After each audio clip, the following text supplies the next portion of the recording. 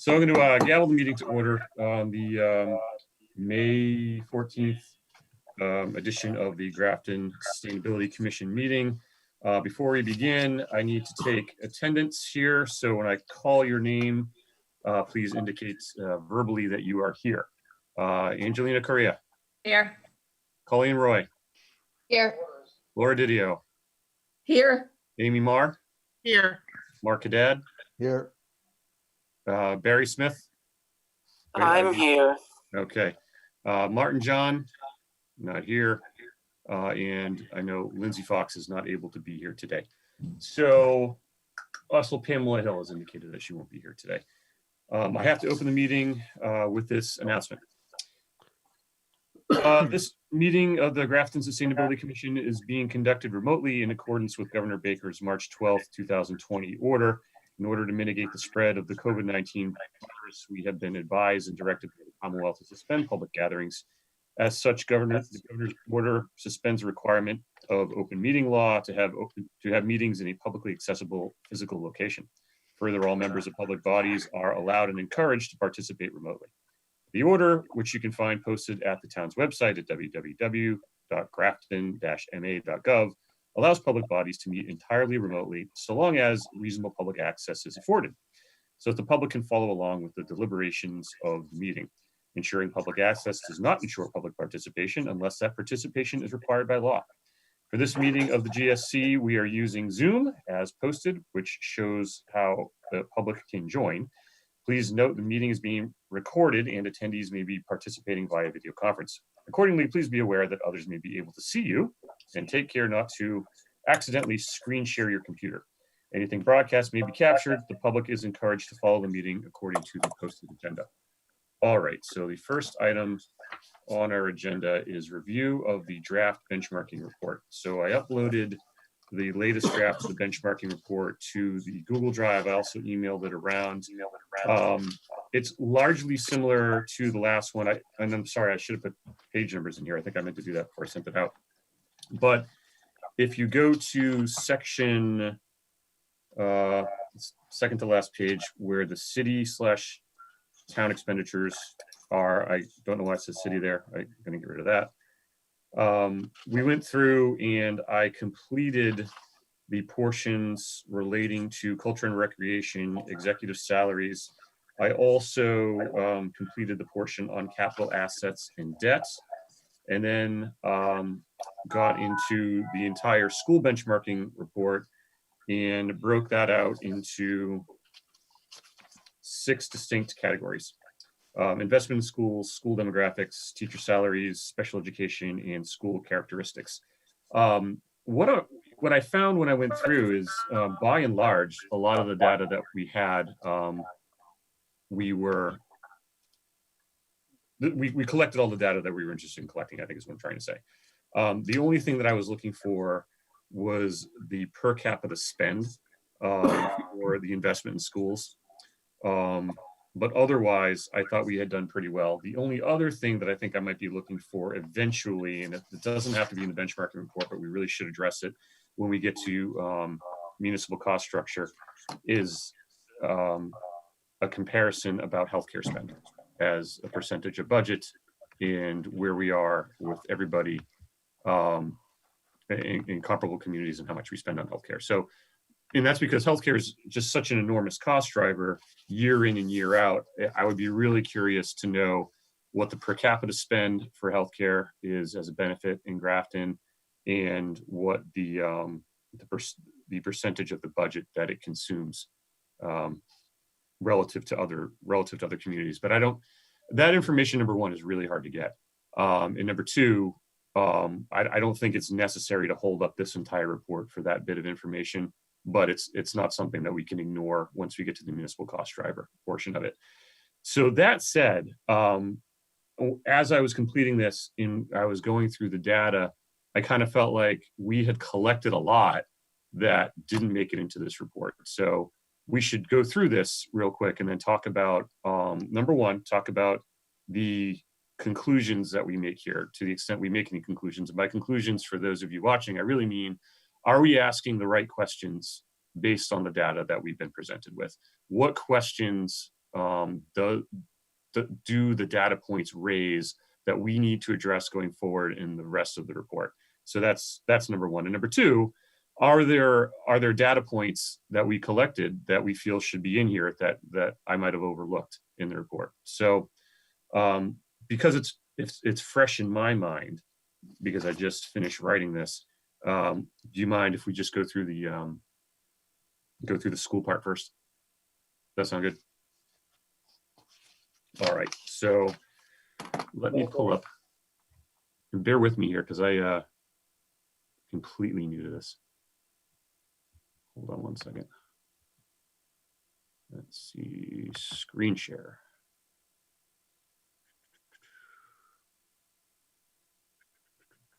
No, that's not going to do me any good. Hold on one second.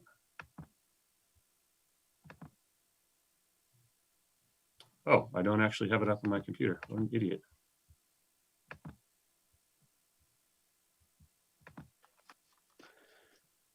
Ed, is it posted somewhere? It is not yet because we have, I don't like posting drafts because we're not done. Got it. Let's see.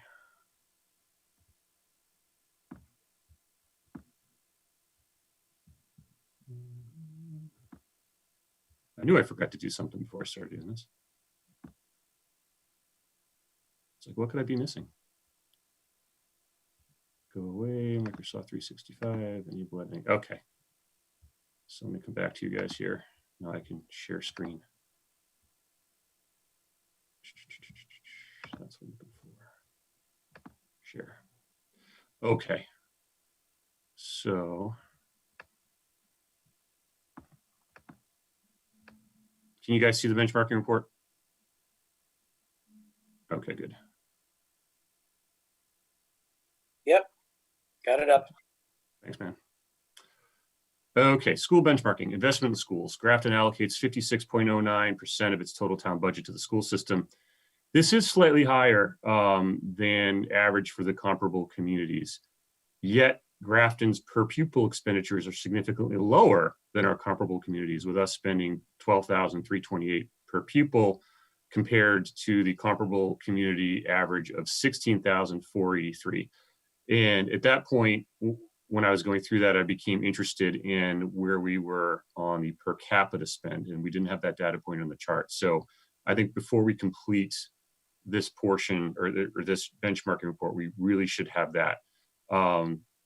You know, the conversation in town right now revolves around the essential question of, are we doing enough? Are we spending enough on our schools from a couple different perspectives, from the perspectives of outcomes and from the perspective of, well, how are we measuring what our burden is as a taxpayer? And is it fair then to, when you're answering that question, to compare what we are asking taxpayers to do with what taxpayers in other communities are doing? So per pupil expenditure is a useful number that we've used frequently, as Superintendent Cummings puts it. It is an apples to apples comparison. But I also don't want to abuse the per pupil spending number, because it's a very, very simple number. You take your total budget and you divide it by the amount of kids that you have in the school, and there it is. And it's fair insofar as it goes, but I'm not sure it goes quite as far as we would like it to. I think per capita spend gives you another point of view from the perspective of the taxpayer, saying, okay, what are we asking the taxpayers to contribute? And it's also curious, you know, that dynamic between what we are spending as a percentage of our budget versus, which is higher than other communities, versus the significantly lower per pupil spending, is a little bit perplexing. So I think that sort of raises the question of why is our per pupil spending significantly lower than comparable communities, when as a percentage of our budget, we're allocating more to education? It's kind of been a mystery to me for the past few years. And I'd be really interested when we do the school cost structure to tackle that. I did add in here in this part, because this was a data point that didn't seem to fit into the other categories, and maybe I should break this one out. Our student transportation costs are on the higher end of the spectrum among our comparable communities. That'll be another one. I'd be curious to find out why that is.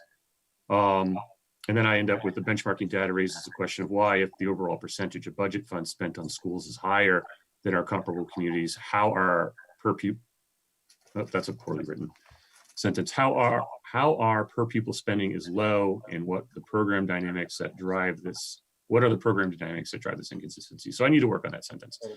So when you say student transportation costs are on the higher end of the spectrum among comparable communities at $4,735 per student, per what? Let me go back to, hold on one second, let me stop the share. And let me go back to the data here.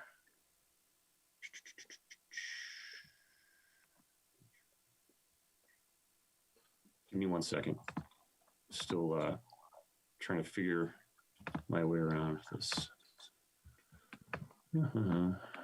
Okay, so there it is. Back here, share screen. So I'm going to figure out where to put you guys as I try to do this. We had in our data transportation costs. Mhm. And I want to be able to find it. I think it's per pupil, Amy.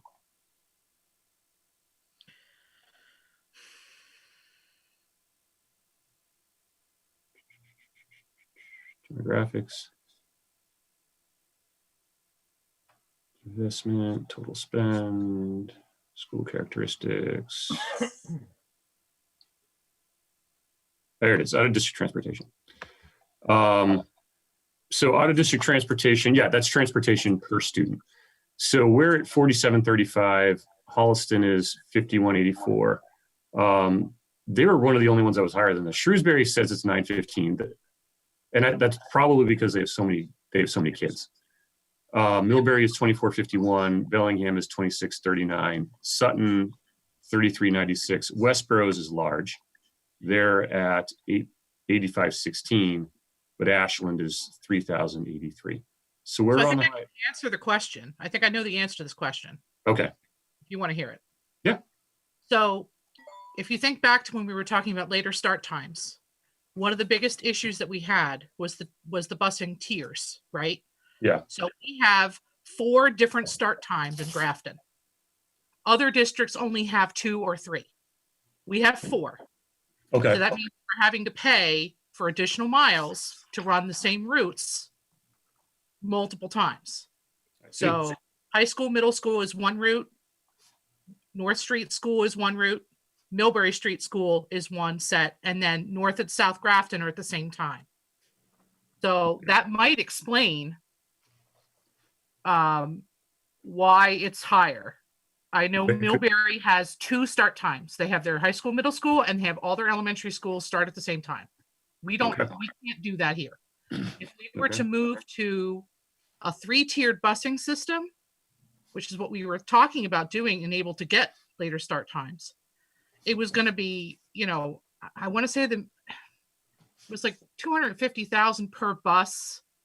And we would have had to increase the number of buses from 17 to 25 in order to make that happen. And we just couldn't do it. It ended up being like $1.9 million using last year's numbers. So we couldn't justify that expenditure. If we had $1.9 million in the school budget, we could do a lot of different things with that, other things. So the $1.9 million, would that be a one-time spend to acquire the additional buses? No, it would be every year because we contract with AA. Okay. So moving to the three-tiered system in that respect wouldn't necessarily have saved any money. Say it again. So moving to the 3-tiered system in that respect wouldn't necessarily have saved any money. It would have cost us money. Would have cost more money. Okay. Yeah. Well, it's going to be, this is probably a data point we should, mark and tag mentally to approach again when we do school cost structure. Because, obviously what the data does is it, again, raises the question of where we are an outlier, how do we bring that cost down? And at the end of the day, what we want to be able to say to the residents of Grafton is, here are the big costs that are driving our structural deficit. Here are the little costs that we can chip away at to try and prolong, our fiscal health. And Jay has said, we are unique in the state in this regard. Okay. You won't find, he doesn't know of any districts that have this setup. Okay. So that's a bit of a unique expenditure. I mean, we do very well with our bargaining with AA. We're sending fewer kids out of district, so our costs are lower there, I think. But yeah, it's an expense for sure. Okay. Barry, you had a question? Yeah.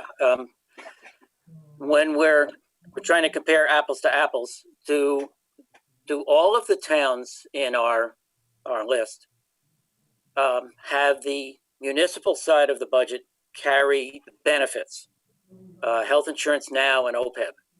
Or do some of them have the schools carry those costs and the town just covers its staff? Does that make sense? My understanding, Mark, you can correct me if I'm wrong, is that the practice that we have of having the municipal carry the cost for healthcare is prevalent, if not predominant, in Massachusetts. For all municipalities that have Yeah. a school within the town government. Yeah, it makes perfect sense. You're going to have a bigger pool, therefore lower costs, I would Right. think, per person. But the Plus a schools teacher do fee. not reimburse the town if that makes any sense. But But- Ed, doesn't your healthcare costs get apportioned in the per pupil spend? Yeah, I was just gonna That's right. say, that there's a report that gets filed by the town to the state when they're Right. figuring out actual per pupil costs. It includes everything that's on the municipal side That's right. for the schools. Yeah, it's Okay, apples to yeah. apples. Okay, thank you. All right. So let me just get back to the Hey, while you're going document. back to that, Ed, I had a question. Sure, go ahead. I got to go back to the screen. You talked about figuring a way to average the cost, the total school budget per resident. Right. How do we do that with getting rid of the corporate tax portion? I'm not following the question. You're not following? Okay, so the municipal budget, the school budget, it's all made up of tax dollars from both residents and businesses. Mhm. So how do we accurately compute how much each resident is contributing to the school budget? How do we No, get that's rid not. of the So the per capita spend is just a function of how much is the town spending on education per resident. That's all it is. So you don't have to divide that out Why not? because that's not what per capita is doing. What all per capita is doing is saying, here's what per resident we're spending on education. You're just dividing the education budget by resident. What you're not saying, it's a little bit different than saying what's your per taxpayer spend. That's a different number. See what I'm saying? No, I'm not following how you get rid of the corporate contributions. Because it's a definitional issue. Per capita is just, here's the budget, here's the overall budget, and here's how many people we have in town. Divide that, and that gives you your per capita spend. That makes an apples to apples comparison for every other community when you do it like that. Ed? Yep. It is possible to identify the taxes collected by individuals, by businesses, etc. Isn't that possible? I thought it was. It probably Not that it matters. is. Yeah, I mean, it probably is. I'm just not sure it's a useful data point. No, it's not. And unless you want to start arguing the 90-10 story. I don't. Okay, no arguments here. Okay. So school demographics. There are presently 3,127 students enrolled in Grafton schools, with the exception of Shrewsbury, which is 6,200 kids, and Westboro at 3,925. This is again higher than our comparable communities.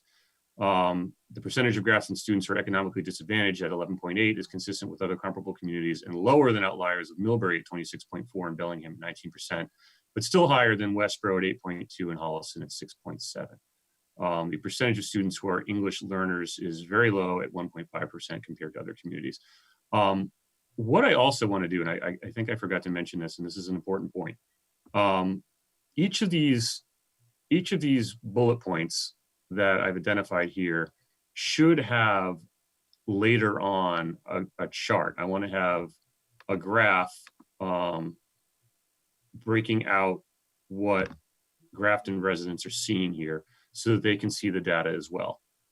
So let me stop the share on that and then get back to this 1 second. Yes, only lawyers like having all the words. Normal Yeah, people. no, I think it's important for people to understand what we're going for and the conclusions that we're drawing and why we're drawing them. But at the end of the day, I want the town residents to have this data at their fingertips so that they can ask themselves, okay, what does this data tell me? What conclusions am I making on my own? So we should break out in here. I think, for instance, we see right here demographics. This should be a separate chart that we reference below. So we would say, for this demographic information, see chart number 2 or 2A or 2B below, and then that chart will be presented on a separate page. Does that make sense? Okay. Barry, how would you like to volunteer for that job? I'm sorry, I don't understand what you're saying. It's too much static. It sounds about right. Just identify which ones you want turned into little charts and graphs, and Okay. I'll go crank that out. That's relatively straightforward stuff. All right. So let me go back to the share screen on this. All right. Assuming I So can get my computer power all working correctly here. So we can do for investment in schools, and this should be, I'm going to just add insert. We'll call it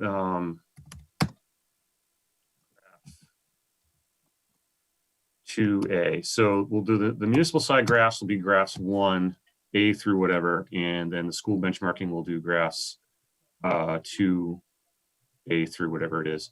And then we can break out transportation costs as well. 2B. And then down on school demographics, I really wish I had a split screen right now. School demographics, we can do enrollment, economic disadvantage. Can these be the same graph? I think they can be. Yes, I think that could be the same graph to show how the percentage. Yeah. What you're really looking at is a bar chart. Yes. Or one of Yes, those I think that's a columns. good idea. Yeah. Yep. I agree with you. And that goes right back to the whole Student Opportunity Act. Yes. I can illustrate That's it with part of- birds and kittens. So speaking of bar graphs, I think that the next one is a really good one. I think teacher salaries would be an excellent one to have a bar graph for. So teacher salaries account for 48% of total school expenditures, which is significantly lower percentage than other comparable communities for which data was available. Now, we didn't have data for all of the comparable communities, but we did get most of them. Grafton's average annual teacher salary is lower than comparable communities at $71,230 versus an average annual salary of $78,485 for our comparable communities. The benchmarking data suggests that Grafton may struggle to retain teachers in the coming years, and that it is also getting excellent results for the investment in personnel. Now, that is my opinion based on the data being presented to me. I agree with that. Okay. I think that's a Anybody fair else? statement. A word of caution, though. This is just teachers. This does not include paraeducators, which are a That's- huge part. And I want to make sure that that's in there somehow, because Sure, we put that in. say, 80% of the school budget is salaries.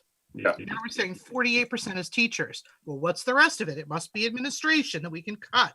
No, it's not. We are very admin light in our district. Yes. So it does not include any sort of paraeducators, occupational therapists, any kind of specialists. They're not included in that number as a teacher. Yep. I think that's a very good point, because even when I was looking at it, I was like, wow, 48%, that seems low. What else, where else is the rest of the money going? Those are just classroom teachers. Right. A side issue. I investigated this with Dan some months back. Well, now we know why he's leaving. Yeah, well, he felt he had I'm reached the sorry, pinnacle. Barry. I couldn't resist. That's okay, Mark. We know where you live. Or we were guessing, who knows? I did an examination comparing the age of teachers, not necessarily their number of years teaching, but their age. We have a relatively younger staff than some of the other school systems that have a relatively older staff. Thus, one says, if you've been teaching for X years, you're going to be lower on the salary structure. If you've been teaching for X plus Y years, you're going to be higher on that structure. And it did show up. I suppose there's some statistical significance to this age difference, but I do believe it contributes to, as one of the reasons, why our salaries appear to be lower than the surrounding towns. I would agree with that, Barry. That's excellent, because I know that we've offered at least once that I can remember definitively, and probably more than once, we have offered early retirement packages as a way to save money. Right. Yes. And this year we only had 3 staff retiring. So that is an excellent point, Barry. And, it begs the question, I guess, in the coming years, are we going to be facing a dramatic upswing in overall teacher spending without even getting into contract issues, as people climb up the ladder in steps and lanes? Yeah, I still think we're okay just saying our teachers are relatively lower on the salary scale than the surrounding towns. But we know that some of the surrounding towns pay a premium, Westboro in particular, Shrewsbury also. Right. Whereas if you go the other direction, salary structures are going to be a bit lower. Yep. But then you're going to have both teachers running around saying, see, I told you we're getting paid very little. We want more. Right. Yeah, thanks, Barry. Well, I mean, I think it's a fair hypothesis, but I think we're gonna, in order to bear that out when we go back and do school cost structure, we're gonna have to connect the dots on that one a little bit. Well, I think the bottom line is we have to have the money in order to pay the money. It's Right. not that we're spending the money on other stuff. We don't have the money. We're Right. doing Well, it. yeah, I mean, that's true. Of course, as we noted earlier in the report, there are lies, damn lies, and statistics. You can look at this data and you can make the argument, well, teachers are underpaid, or you can look at the data and say, well, we have a lot of younger teachers, and for the group that they're in, it could very well be that step is paid very well. You know what I'm saying? Because we're going to have to, when we go back and do school cost structure, we're going to have to get the step and lane chart out, and that's going to have to become public, right? Well, it is public. It's in the contract. No, but I mean public by included in our report. Well, actually, one of the things, if you look at it, a 10% pay disparity for a teacher who has 3 to 5 years experience versus somebody who has 20 to 25 or whatever is not all that much. However, as we go along and looking at this 5 and 10 years out, if we're retaining those teachers, the younger teachers, they're going to age up into, the higher pay category. So that's going to have to be taken into consideration clearly. That's right. If that ends up being one of our conclusions about, why things are the way they are, we're going to have to note that it's not always going to be that way. Right.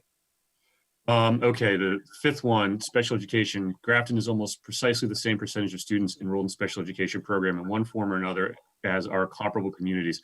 This was uncanny. I went through the comparable communities in almost to each of them.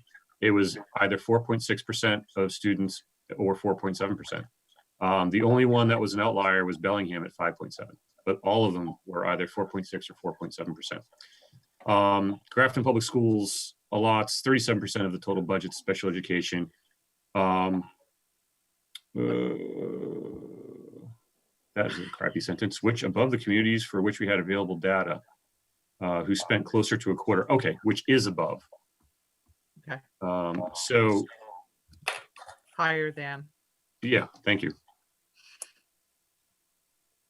Had I had more time, just higher.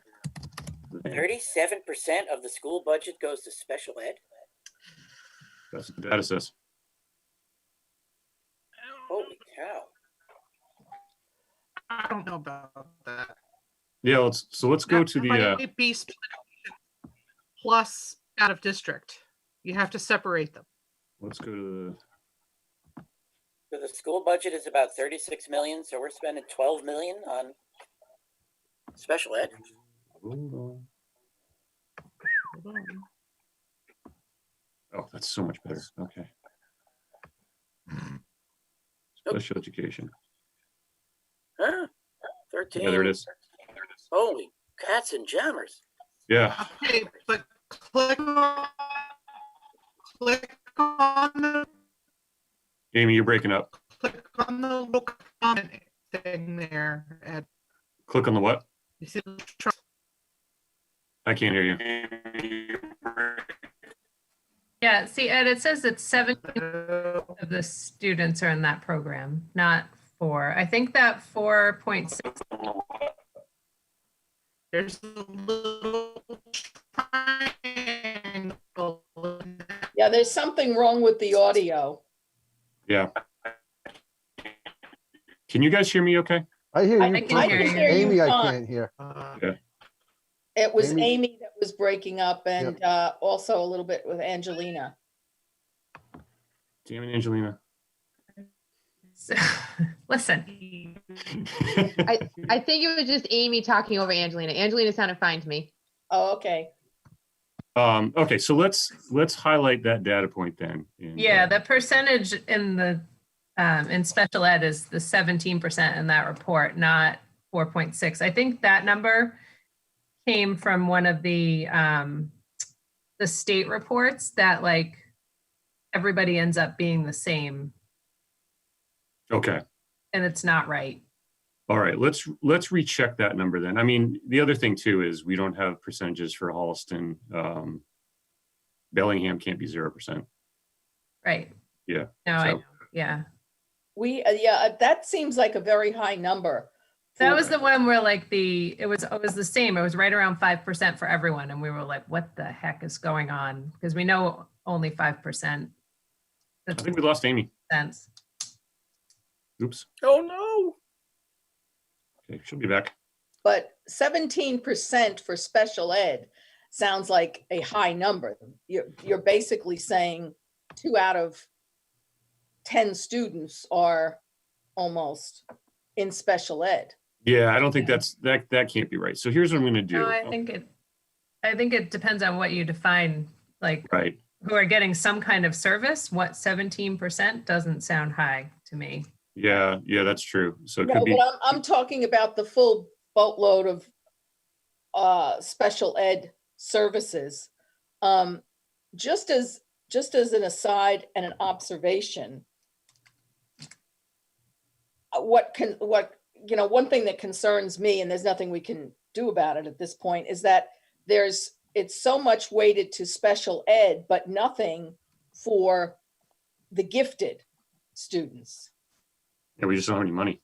Well, I know, but at some point, is it possible that somebody might file a class action suit?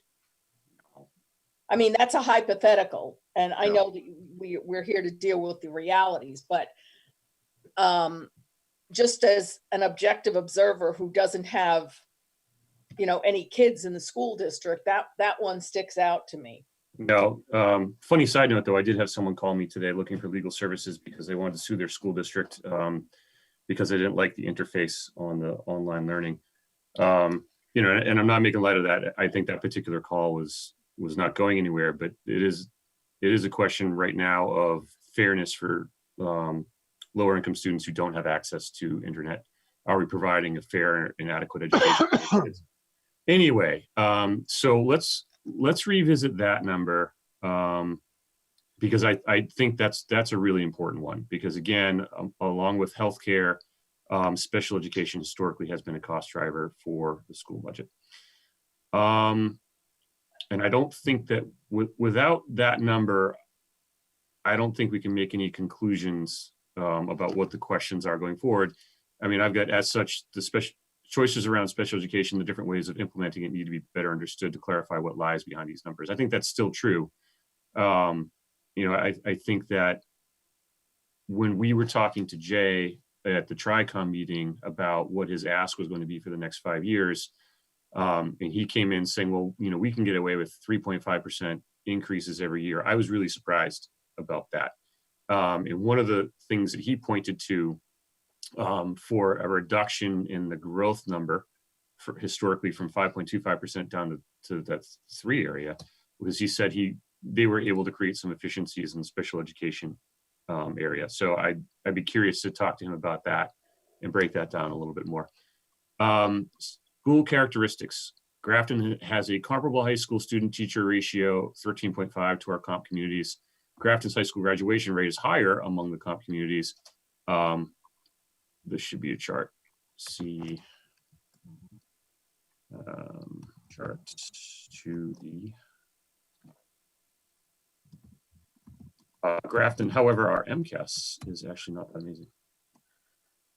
Ed, Yes. just to interject, one thing that I think might be helpful, especially to anybody reviewing this report, is if we inserted a bar graph that basically shows the student population in Grafton from, say, 2000, 2005, 2010, 2015, 2019 or 20. I agree with you. I think we're good, but that chart would be a little bit more appropriate for the school cost driver analysis, so that people could see that. Right now, what we want to do is just compare. You know, Sure. We're comparing the set of communities to each other. Mm-hmm. So the MCAS scores, we were in the middle of the pack with our comparable communities all the way around. The percentage of our students attending higher education following high school is somewhat on the lower end of the spectrum at 87.4% than our comp communities. A lot of them were in the low to mid 90s. The benchmarking data suggests that more inquiry into teacher load, student teacher ratios, outcomes such as MCAS results in students moving on to higher education. So we'll add a chart in there. But is Amy back? I'm gonna stop the share. Oh, there's Amy. So you guys were working on the data set for schools. Are there other data points that you want to break out and topics that you want to highlight comparing us to our other communities, or what do you think? Well, what we're finding is that it's very, very difficult to get the kind of deep dive, like even going back just for a second to that special education number, getting other districts to tell us what they're spending on special ed, the numbers are all over the place, because some Right. districts include, as I was saying when I got cut off, the number that I calculated that's in the spreadsheet includes our out of district expenditure. Okay. That is not what we are spending on special education in district. It's a compilation of all the budget lines, including what we're spending on our kids here and what we're spending to send them out of district. Okay. So that might be why it's higher. I can go back and look again. But other districts, if you ask them, what's your special education expenditure, they don't include out of district. I see. Okay, that's a good point. So that is probably why, and I'm sorry about that. There's a little note there that I had computed it myself, and I had checked with Dan on it, and he said, nope, that's right. That would be considered the total special education spend for the district. Okay. So yeah, that's a high percentage, but it's expensive when you have to bus kids and send kids and pay tuition. Some of these schools are $40,000 a year. I think that's an important point, and then so therefore I think that data point should stay in there with the note that getting the data from other communities to determine what their total percentage of special education spend is is really difficult. It's very, But it should be noted that, it is 37% of the budget. and that's with, like I said, all that's with the cost savings that Jay's been talking about. Right. Having co-teachers, having more resources in district, building programs that can support multiple students who have the same challenges, instead of having everything be one-to-one, which is something we're shifting. We're still in that process, I think. A couple of years ago, we got dinged on maybe too high, spending too much on one-to-one supports. And we've started to kind of move away from that to more 2-to-1, 3-to-1, 4-to-1, and bigger. The kids tend to need those supports when they're on the younger end of things. And then we hope through the program they grow and they kind of start to overcome some of these challenges that they have, and they move on. And they're able to, be in a regular co-taught class with maybe one pullout, or Right. That's kind of the way we're having it work. And we are seeing that we're sending a lower percentage and a lower number of kids out of district, which saves us money. Right. So I think that program is something that when we talk to department heads, we talked to Jay a little bit about it, but Bob Wall and Nicole McDonald are the ones that really know what's been done, what's being done. And so when we do department head interviews, that's something I would like to get into. Okay. But that's not something we're going to have in this report. No, not a bench record report. No. But yeah, But that's a good point. All right. Let's see. All right. So that brings us to the end of the school section. Let's just backtrack a little bit and go cut it back to the municipal side. Can you go to Public Works? Stop We can if there. you want to. Anything for you, Mark. Thank you, Edward. he just hates the schools. No, I love the schools. I'm a big fan of the schools. When you say here the benchmarking data shows that we're spending decidedly higher, does that include the road stabilization fund in that number? Because if it does, that'll explain why we're so high. Because we're spending 1.5 million a year on roads. A lot of towns aren't doing that. If that's the case, we may want to separate that out. Yep. Hold on one second. I couldn't remember.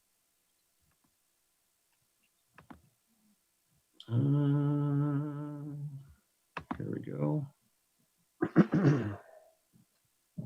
Couldn't remember either. It's been a couple months.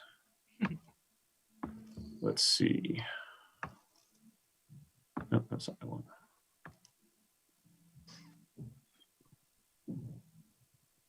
State aid revenue. So this is revenue expenditures, public works budget.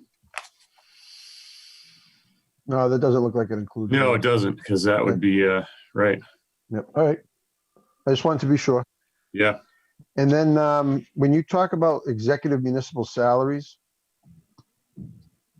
part 7, paragraph 7, you say here with the notable exception of the finance director, which is low. Are you talking about the finance director in the schools? Because I don't think we have one on the municipal side. I know the administrator is trying to add that to the budget.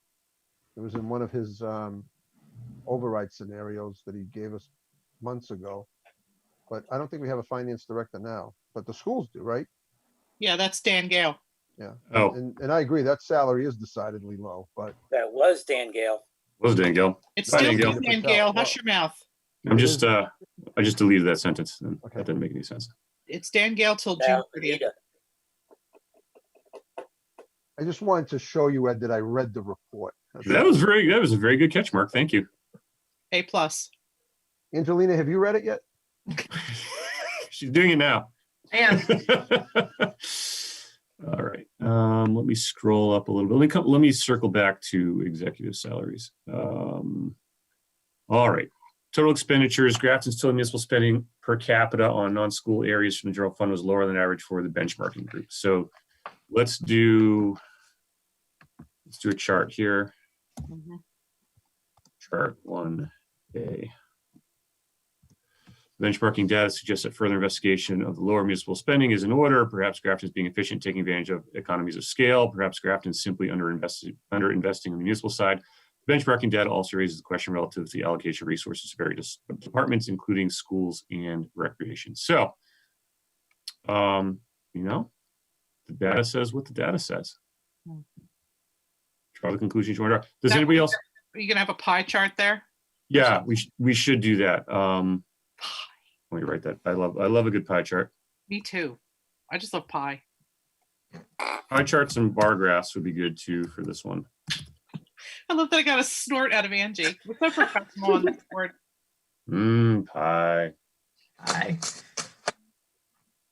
I And saw a wine. great meme the other day that said a pizza pie is a real-time pie chart of how much pizza is being consumed. That's right. Yes. Ugh. All right. Police. Grafton's Police Department receives a slightly smaller percentage of the total municipal budget compared to the average for a municipal benchmarking group. But Grafton's crime per capita is on the low side compared to benchmarking communities. The benchmarking data leads to the question of whether Grafton's relatively low police spending is a feature or a bug in a community with an already low crime rate. Is that fair? Are we gonna have more crime when we have pot shops? So I'm told. Hmm. Let's see. By the way, we still haven't seen. About that number is that it's variable.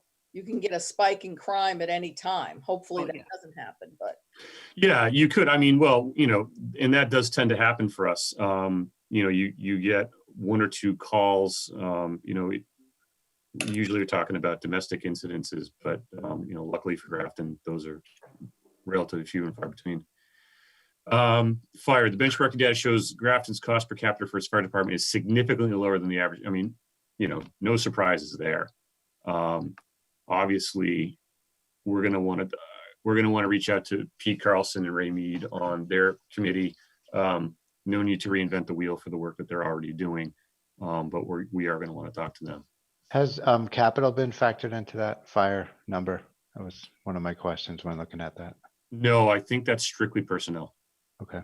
One quick question, Ed. We don't have the police contract either. We don't have it publicly. Yeah. Well, if we need to, we can always submit a Freedom of Information Act request. Seems like we shouldn't have to do that. That is true. We definitely shouldn't. That But seems- I can tell you offline, I was thinking today about the number of documents that I'm looking for. And, even as a selectman, I can't get my hands on some of this stuff. So there may well be a few requests coming from my end. So let's make a note of that we're going to want that. So let's ask Tim first before we start filing FOIA requests. Fine, I will. Well, I think I have nightmares about guys with FBI on their jackets pounding in my door saying, you're on the finance committee. We want you. Jeez. well, you know what? Why don't you ask him? Because Tim loves Barry. he's been asked and he just Oh, doesn't no. respond. Oh, no. I can point you to from about 2 years ago. Oh, please, no. Not even Rebecca doesn't even like me, and I don't understand that at all. But We Rebecca love likes you, everybody. Barry. Yeah. That's all Um, that matters. Barry asked a question in the chat about Blackstone Valley. Mhm. Did that get addressed while I was offline? Hold on, I haven't seen the chat. I'm in this. no, we're talking about schools. So my thought was we spend a chunk of money on Blackstone. Yeah, we did. Does that impact our school budget? It's And not part of. technically, no, it does not. No, No. because it's an assessment. It's not It's part part of of the, the it's not municipal part of side. the, yeah, Yeah. it's an assessment. Like you pay a pension assessment, health insurance assessments, you pay a assessment to the tech school. I was talking, I think, to Matt about this earlier this week, and on the municipal cost driver side, that is something we're going to have to address. And and I did want to ask you, Mark. It is awkward. We are in this group of communities that all throw into Blackstone Valley, and every year they come to us with their budget, and I sort of felt powerless when I was on FinCom because here's the number, everybody else is agreeing to this. It sort of is what it is every single year. What's our leverage if we want to address that? You really don't have a lot of leverage because it just takes a majority of the communities within the region to approve the budget. There are Right. minimum school spending requirements that the town of Grafton has to meet based on the number of pupils and students attending the school. There are debt assessments because I think they've done some capital improvements at the school that they've come after. You'd have to, what are there, 17 towns in this district, 14 towns in this district, whatever it is? There's 13. 13 Yeah. towns in the district. So you would have to get together with 7 other communities to try to block a budget if you felt it was out of whack.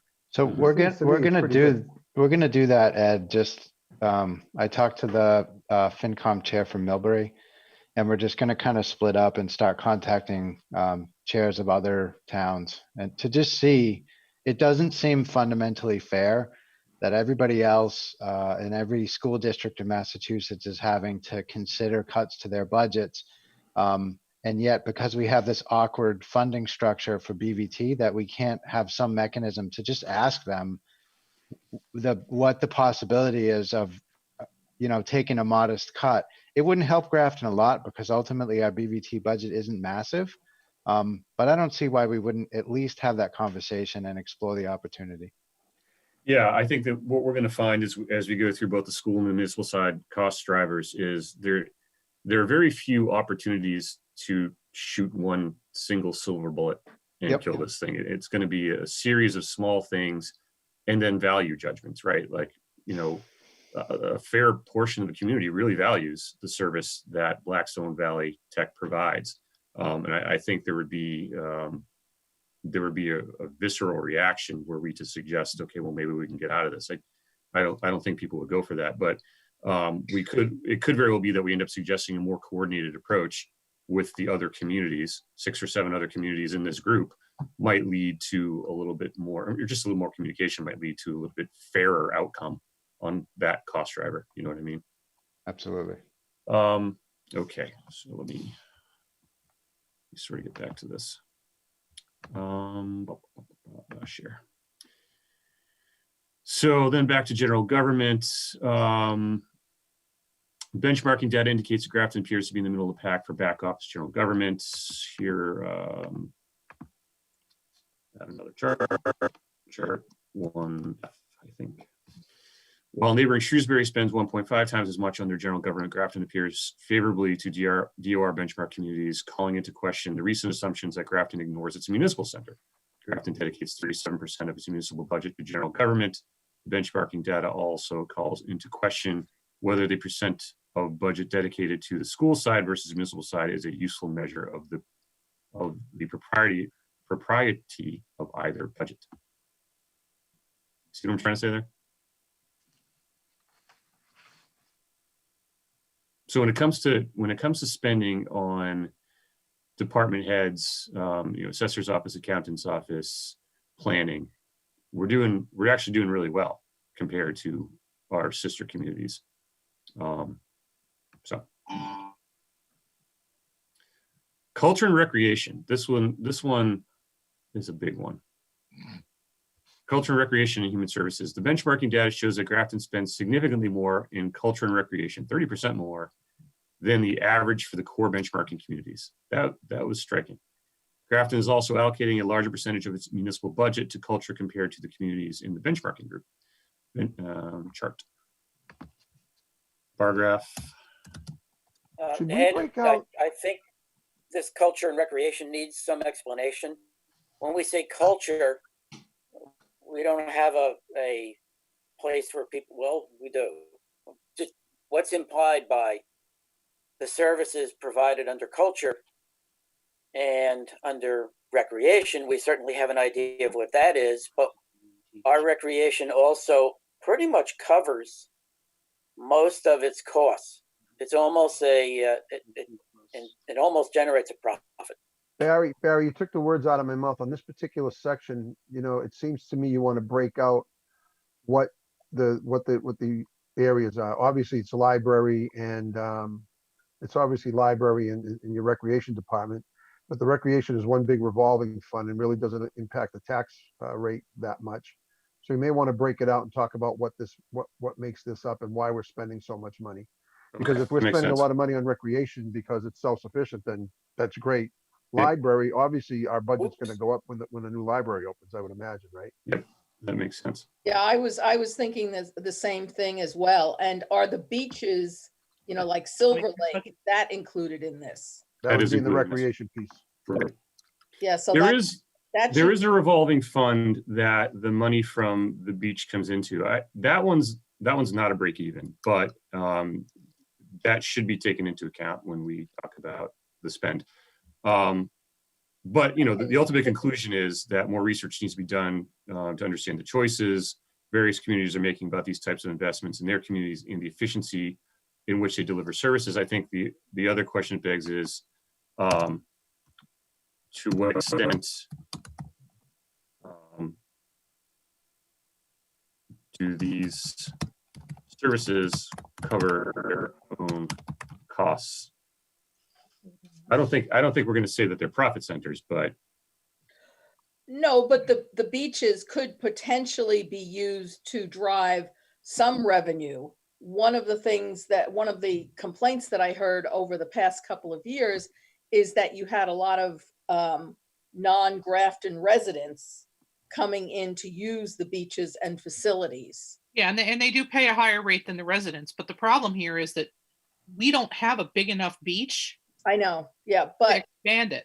well, my question was though, are they all paying? Because some of the people are they're all paying. coming earlier. You can't get in there without paying. Yeah, no. I tried. If you guys look over in the chat, my husband who's sitting here looked at the upcoming budget. BVT is going to cost us $890K next year. Mhm. That's a Yeah. lot. Wow. A lot. Yep. That's a lot. It is, many- but well, even wait- if you ask them to take a 10% cut, you can't do anything with the debt. Right? No, For- that's true. So all you'd be working on is the enrollment piece and Which is- so it just Which wouldn't is save us that 830. much How money. many The enrollment students? piece is 830, Matt. Yeah, Yeah. but how many students do we have from Grafton going to BVT? Not as many as we used to.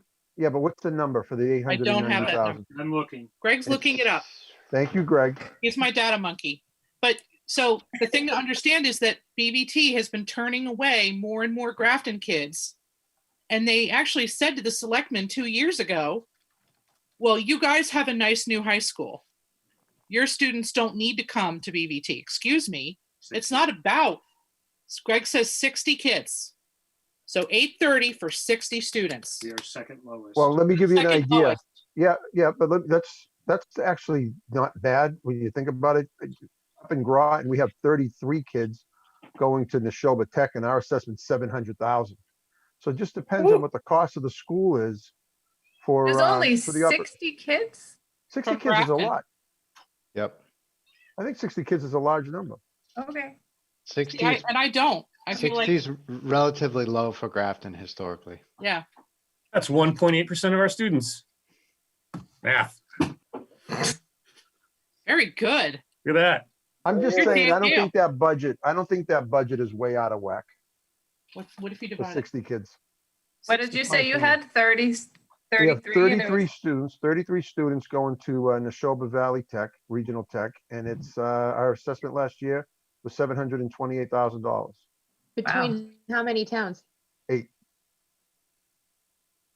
So that's less, Yeah, right? less Aren't we- towns, yeah, but less overall students too. That's 13K per student. It's a higher per pupil spend than we spend on our own kids. It's Yes. 60 students. That's $14,833. And that's still under the state average, isn't That's it? still under state average, but It's not including debt. I don't think we're gonna solve Grafton's problems by No. attacking BVT. no, that's true. Not, no. So, But I mean, I agree with Ed that there would be a very visceral and aggressive pushback. Right. My point was only we should put an option on the table if it's possible. Right. Yeah. Like we have to provide people with options and Well, I think that's sort of the point of the exercise too, is to say to people, okay, you want solutions, here they are. None of them are great. that's right. You know. And what are your Least bad. priorities? Right. we're picking the least bad.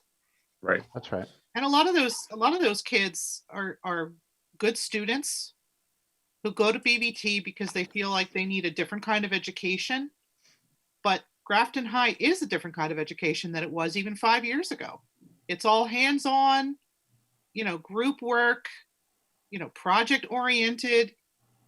And I feel like BVT does a disservice with their admissions process. This is getting off the finances for a bit, but they take some of our best students to their program, not the kids who need a trade.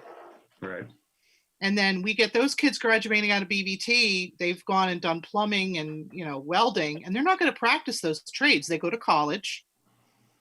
And that's why nationwide it's a huge problem. We talk about sending kids to trades. Well, we're sending them to trade schools, but they're not practicing the trades when they get out. Right. So I wish they would change their admissions process so that they have a trade side and they have like the engineering piece separate. Take good students into the engineering program and the allied health program, but take the kids that need the trades into the trade side instead of putting them all together in one lump sum. There, I'll get off my soapbox. Executive municipal salaries, looking at the minimum and maximum base salaries for the sample of executive and miscellaneous positions in the municipal government reveals that Grafton is usually slightly above the average. So that remained true, particularly actually when you're going to count in what we're doing for the TA next year. So there should be a table here. Ed, just as an FYI, I was finally able to dig town administrator and assistant town administrator salaries out of some of those budget books. Yep. And now we still have the same issue where some towns don't publish their budget books for a year or two. Yeah. Or they're certainly not available. But I found that Tim's 145 was about right in the middle of 8 other towns. But what I did not see was, we know that Tim gets an annuity of 15. I didn't see similar information in the other towns, what other benefits, et cetera, that they got. But Right. He was in the middle. He was not the highest. What's his name? Mizikar was the highest.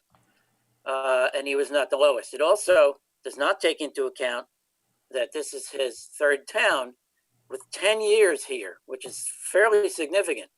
Whereas you have Mizikar with 2 towns and people like Willardson with 1 town.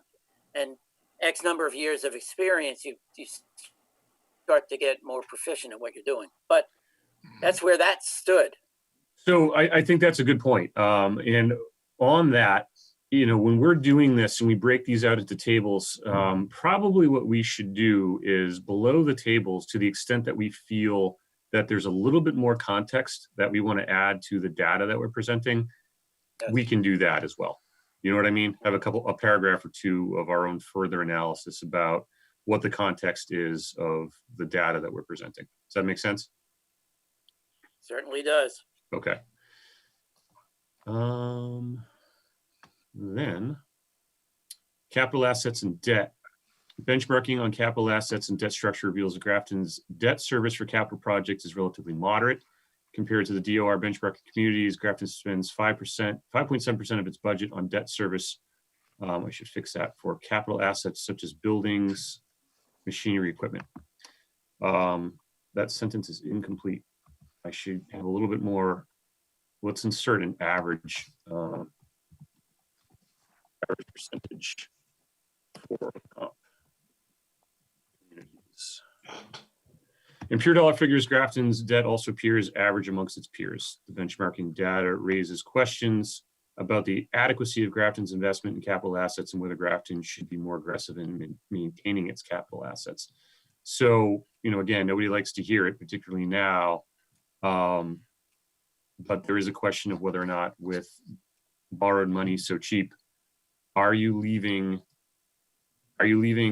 money on the table by not borrowing now to pay for things that need to be repaired or replaced, and waiting longer to do that while the asset deteriorates, so that years from now, something that would have cost you $1 million now to replace is $3 million down the road, whereas actually borrowing that $1 million would have only cost you 1.5 because the interest rates are so low.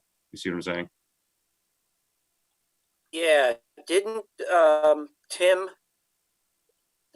We went through a refinancing 2 years ago, and now we're doing it again, aren't we? We are. It sounds like he's been getting counseling from Mark Haddad. Do it. Well, do it. you refinance when you hit the midway point of the bonds to get a better rate. And now that rates are dropping so significantly, you have the opportunity to do that. You want to jump all over it. That's right. Yes. Okay.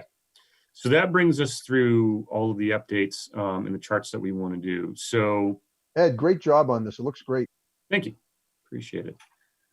Why don't we do this? I'll take another spin at the items that we had identified, and Barry, let's you and I catch up this week or maybe this weekend about the charts that we want to include.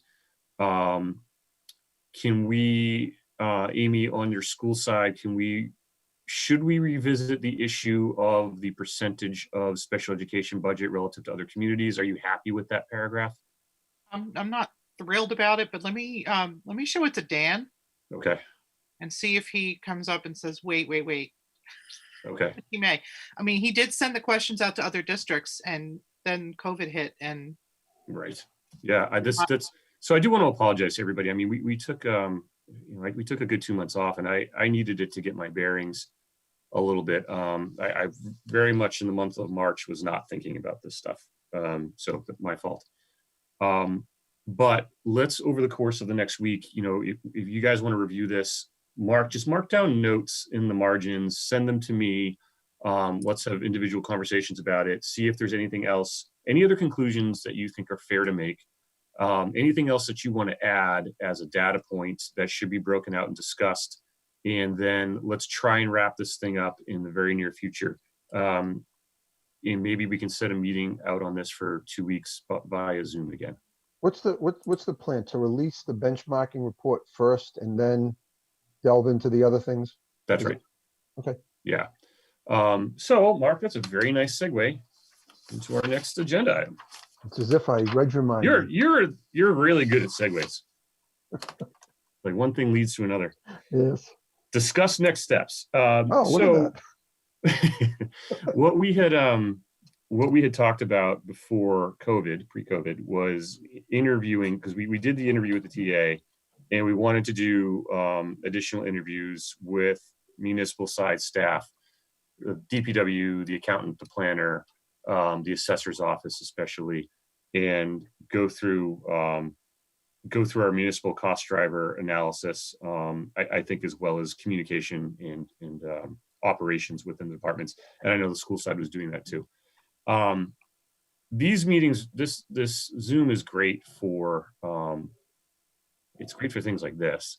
It's a little bit more difficult when you want to have a conversation with somebody in the same room as you and go through documents together, because all the documents have to basically be provided to them in advance and then pre-marked. And I think it's just hard to have, I don't know, I think it's hard to have a candid conversation like this with strangers. You know what I mean? So I don't know, what's everybody's thoughts? You want to, and also, like, I'm hesitant to bother these people right now. yeah. I mean, that's kind of how I felt. Like I've been tempted to follow up with Dan on, the questionnaire to the other districts. I know what the answer is going to be. They're all flat out busy. They're all Zoomed out. They're all trying to teach their kids at home. Right. It's a really bad time. And plus, a lot of these people can't get into their offices to get the material that they would need to answer the questions. That's right. So I feel like we're kind of at a point where we release the benchmarking report, and we just got to kind of hope this settles down in the next few months and we can get back to business.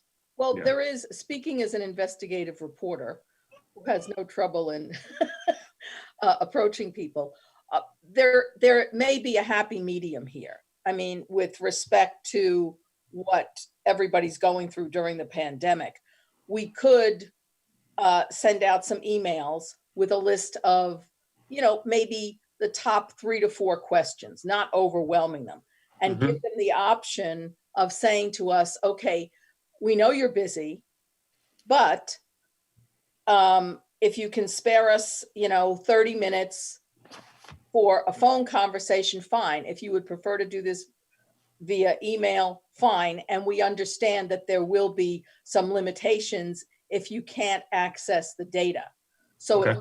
at least we could get something. Okay, I think that makes some sense. So let's do this then. Nobody email anybody yet. No, I wasn't. Okay. I was waiting for the go ahead so that, we're doing this in a very organized fashion. Let's think over the course then of the next 2 weeks as we put together the benchmarking report in its final draft form, not the final form, but final draft form. Also think for the next meeting about the questions we want to ask, who you want to ask them to, and then let's get those emails out. So then at the very least, I agree with you, we can begin collecting the data that we need. I tend to find in my line of work that asking those preliminary foundation questions lead you to the real stuff that you want to know. So I think it can be helpful to get those written questions out and then get those responses, and hopefully in the next couple months, people will be comfortable being in a room with other people again, and we can have those conversations. Yeah, and I mean, there's always the potential for when we're opening up. Right. And I know I sort of jumped the gun a little bit way back when, inadvertently. I didn't mean to do it, but when I called up, to get the information for the DPW Right. stuff. And so if they don't have the time to do it for us, again, and I'm jumping ahead 3 steps. It's always a possibility. I don't have any problem going in if they give us access and going through the files to find out what we need. Oops, Those we are lost all- Barry. Those are all conditional Okay. answers. So if that sounds good, those are our action items. Next on the agenda, we have meeting minutes, review and accept. Move to approve the minutes of February 27th as drafted. Do I hear a second? Second. All right, any discussion on the motion? Hearing none, all in favor? Oh, you got to do roll Oh, call. we got a roll call. Mark? Aye. Mark, Ned? Angelina? You have to say aye into the, you unmute. You have to Unmute yourself, Angelina. Aye. All right, Laura? Bingo. Aye. Okay. The ayes have it. You didn't even call my name. You just said me too. No, I said bingo. Oh, bingo. Oh, I thought you said me too. Amy Amy. R. I. Aye, okay. All right, motion made and approved. The meeting minutes are approved. Amy, you'll take care of getting those posted. All right. I will entertain a motion to adjourn. So moved. One last thing. I will send everybody the draft copy of the survey. Oh, yes, thank you. Appreciate it. Tomorrow. So this is the draft copy. What I'm going to do is send you the link to my SurveyMonkey website. Okay. And if anybody has any questions that they'd like to add, I'm hoping that we can just do 12 questions.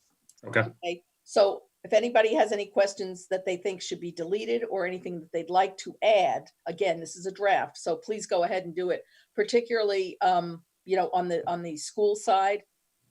But I put in some demographics and I have the one essay question, and we're just asking, we're asking people, I asked some things like, do you have kids in school? If so, how many? Things like that. What do you feel about this? What do you think are our most pressing issues, biggest challenges, etc.? Okay, that's good. Yeah. I'd send that along. We'll talk about that too. All right, so anyway, motion to adjourn, do I hear a second? Second. All right, motion made second. All in favor? Mark? Aye.